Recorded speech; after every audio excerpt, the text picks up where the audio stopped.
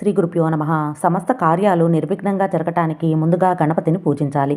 ఏ పూజ కానీ, వ్రతం కానీ, శుభకార్యం కానీ ప్రారంభించే ముందు పసుపు గణపతి పూజ చేయాలి.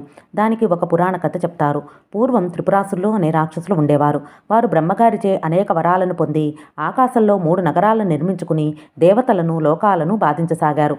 వాళ్ళ బాధలు భరించలేక దేవతలు శివుణ్ణి ప్రార్థన చేయగా శివుడు ఆలోచన చేసి ఒక ఉపాయాన్ని చెప్తాడు.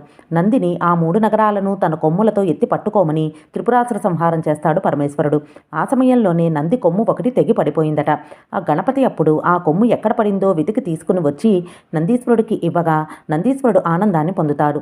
అది చూచిన పరమేశ్వరుడు నందీశ్వరుడు కొమ్ము పడిన చోట మొలిచిన పసుపు కొమ్ములతోనే చూర్ణంగా వచ్చిన పసుపుతో పసుపు గణపతిని చేసి ఏ పూజకైనా మొదట పూజించాలి అని చెప్తాడు పరమేశ్వరుడు.